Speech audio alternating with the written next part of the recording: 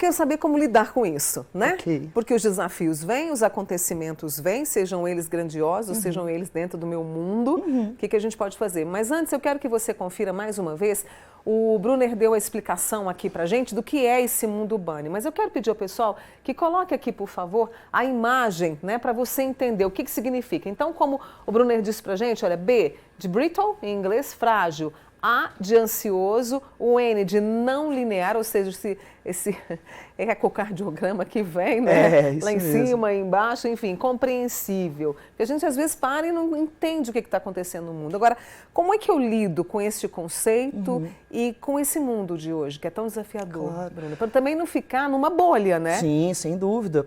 E esse conceito ele pode assustar num primeiro momento, né? Mas talvez ele é uma forma de a gente quebrar algumas das nossas ilusões. Então, quando a gente olha para o frágil, talvez a gente tenha que quebrar um pouquinho a nossa ilusão de força. A gente começar a entender que a gente precisa se adaptar, que a gente precisa entender que um eixo só não vai segurar aquilo, então a gente pode ampliar os nossos eixos, ou seja, ampliar o que eu busco fazer na minha vida, o que eu busco investir, no caso, seja financeiramente ou emocionalmente, eu me organizar em rede, porque uma rede sustenta e é mais flexível. Verdade. Porque o frágil, ele tem essa ilusão de força, né? Mas também porque essa ilusão de força está sustentada também numa rigidez. Então, quando a gente quer olhar para esse frágil, quão flexível eu estou conseguindo ser? O quanto eu estou buscando pequenos pontos de suporte na minha família, nos meus amigos, nas minhas opções de trabalho, nas minhas opções de investimentos, nos meus planos de futuro. Só tem um plano, né? Eu tenho uma multiplicidade de formas de chegar nos lugares que eu quero chegar e diferentes lugares que eu posso chegar também. Né? Seja planos de vida, ou planos de carreira, ou planos de família. Então, quando a gente está falando, por exemplo, sobre a ansiedade, a gente precisa o que a gente pode lidar com isso? A gente está falando da nossa ilusão de controle. Quando a gente se sente sem controle, a gente se sente ansioso. Então, a gente também tem que entender o que está sob o meu controle, o que não está sob o meu controle. Então, eu vou ter que trabalhar com aceitação naquilo que eu não posso controlar, né? Mas eu também vou precisar de empatia daqueles que me cercam e eu também vou ter que oferecer isso para essas outras pessoas. Porque, sim, a gente tem medo do futuro, porque o futuro pode reservar coisas boas, mas também pode reservar experiências ruins, isso é parte da vida. E também ficar preocupando com o futuro, a gente esquece até desse hoje. A gente esquece de estar presente, né? Então, quando a gente entra naquela passividade, naquela incapacidade de fazer uma escolha, e a gente vai ter que fazer uma escolha, mesmo sem todas as informações, mesmo sem saber o que vai acontecer, mas ter adaptabilidade também de escolher diferente, caso as consequências não sejam aquelas que a gente tinha previsto.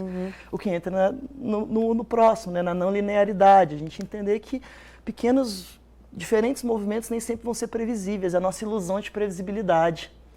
Às vezes a gente acredita que tudo pode ser previsível, que causas e efeitos são muito fáceis de se dizer. E não são. Quando a gente olha por que algo aconteceu, seja um resultado bom ou não, a gente sempre tem um viés de retrospectiva, né? Agora que aconteceu, eu sei por que aconteceu. Né? Mas é muito difícil a gente fazer essa projeção para frente também. E por fim, compreender, né? O I da parte da incompreensão, a gente vai precisar de transparência. Às vezes a gente acha que é informação, né? Mais informação. Mas mais informação às vezes só vai deixar a gente mais ansioso, mais confuso, mais sem saber que informação é válida, qual que é ruído. Né? Mas em termos de informação, talvez a gente esteja precisando de mais transparência. Seja por parte dos nossos governantes, seja por parte das nossas empresas que também estão aí, seja por parte de todos os elementos da nossa rede social. Quanto mais transparente e honesto, mais compreensível a gente vai conseguir ser. Eu quero trazer uma experiência para a gente fechar a conversa, mas assim, eu acho que para esse mundo bunny, sabe o que eu faço? Eu contemplo a natureza, porque dela me vem respostas também, sabia?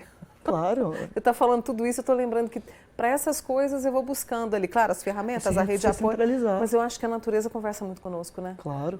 E é uma forma da gente se recentralizar e ter uma clareza maior sobre o que é importante para a gente. Obrigada por trazer o mundo bunny, né, descortinar. Obrigada por essa conversa, viu, Brunner? Eu que agradeço. Brunner Miranda, ele é psicólogo com a gente aqui hoje falando sobre o mundo bunny.